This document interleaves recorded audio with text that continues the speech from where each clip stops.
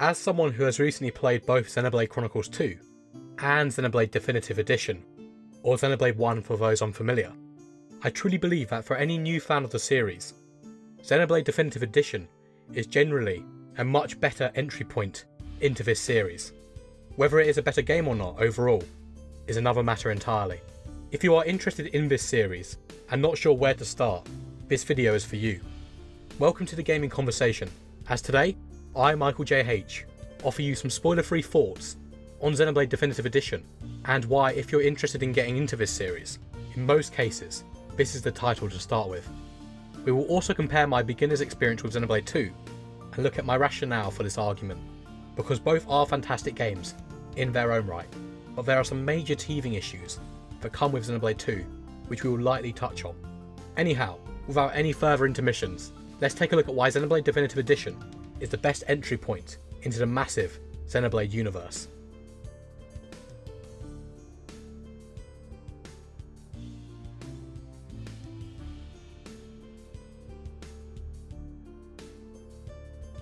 The first 10 hours or so of Xenoblade Definitive Edition and Xenoblade 2, for me, were dramatically different experiences.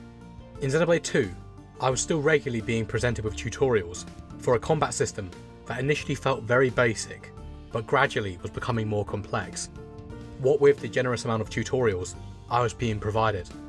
In Xenoblade Definitive Edition, the bulk of the combat system is laid out pretty early on. In no way does the combat feel stripped down or basic in any way, and while there are tutorials later on, they are for areas which wouldn't necessarily be an integral part of the combat system, whereas it felt like it took at least 20 hours for the true combat of Xenoblade 2 to be revealed. As a newcomer, I would strongly push players towards Xenoblade Definitive Edition, as the gameplay immediately felt engaging, fast and relatively easy to comprehend. Now don't get me wrong, Xenoblade 2 has fantastic combat, but it takes a while for the game to truly open its systems up, and this could lead to you losing interest, which would be a shame. Now, this also doesn't mean that you have seen all that Xenoblade Definitive Edition has to offer gameplay-wise in the first 10 hours. You see, the combat develops not so much through new systems being introduced, but rather through new party members. Each party member in the Definitive Edition plays very differently, and so the combat consistently feels fresh, whilst not having to inundate your mind with a crazy amount of tutorials. On the other hand, Xenoblade 2's combat, whilst also developing as new party members are introduced, also relies on a blade system mechanic, a gacha or RNG based system whereby you unlock blades that work with your party members in combat. There is a lot to learn with regards to the blade system, in terms of leveling them up and how to use them to best complement your party members. Again, for the most part it is a great system, but can be very daunting for new players. Overall, I felt that it was easier to get into Xenoblade Definitive Edition. The combat was more transparent in the first 10 hours, and yet it still offered a wide variety of options through different party members and unlockable art attacks. In the best way, Xenoblade Definitive Edition feels like the intermediate course to Xenoblade 2's advanced combat system.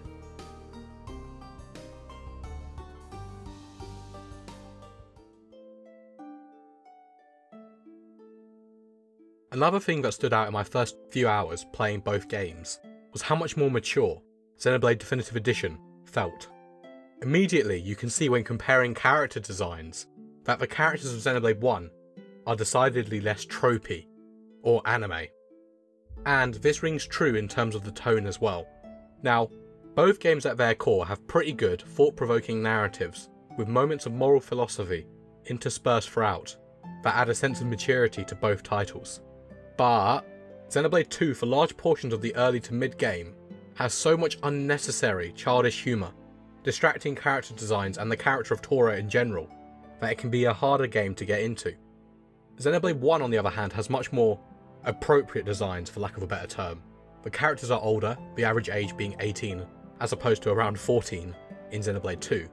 There are less moments of strange anime-esque humour, and the narrative feels a whole lot more focused and serious.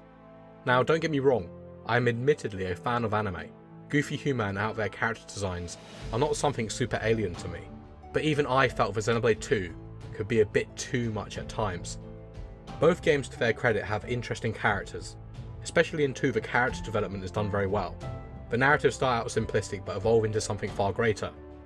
but in Xenoblade 1, the journey is a much easier one to feel inclined to embark on. Therefore, as a prospective new fan of the series, I found I would be less likely to be put off by Xenoblade 1. For all intents and purposes, there is a reason why these games are numbered. Yes, I wasn't completely in the wilderness, starting with Xenoblade 2, but looking back retrospectively, I can see why there is a lot of merit to playing Xenoblade 1 first. For the most part, the stories work as standalone. However, there are some late game connections from 2 to 1 that are best appreciated and understood if you have played the first title already. A lot of the references in 2 may not even register if you haven't played 1, which is a shame because they are very gratifying. More so than anything, it is clear from a design point of view, Xenoblade 2 is the sequel. It is bigger, bolder and indicative of the confidence Monolith Soft, the studio behind the series, had gained from the success of Xenoblade 1. Xenoblade 2 is far more abstract and its brazen, bold character designs are more easily overlooked if you have already had a chance to become charmed by the extremely interesting mythos that begins with Xenoblade 1.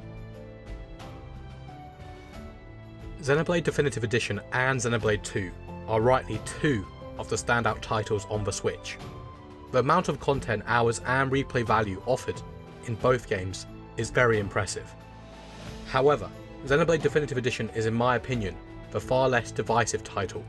Its characters and their relationships feel very mature for a JRPG, and the world is simply breathtaking. Xenoblade 2 is also a fantastic game that in some ways perhaps even surpasses Xenoblade 1, but the initial experience is far more cumbersome, with a serious narrative being undercut early on by obnoxious character designs and off-putting tonal shifts. In Xenoblade Definitive Edition, you not only get to experience the entry point into a series with some of the best open world design and world building in gaming, but you also can experience this without getting bogged down in RNG grind and nations of tutorials. And then you get to experience the impressive ambition of Xenoblade 2, so it's a win-win really. Thank you for tuning into this week's edition of The Gaming Conversation. If you enjoyed the video, a like goes a long way in supporting the channel, and feel free to share the video for anyone who might be interested in getting into the Xenoblade series. Subscribe for weekly gaming critiques, opinion pieces and discussions coming out every Saturday at 10 AM UK time. Let's continue the conversation below with the question, which game did you prefer, Xenoblade Definitive Edition or 2? No spoilers please. Thank you once again for watching.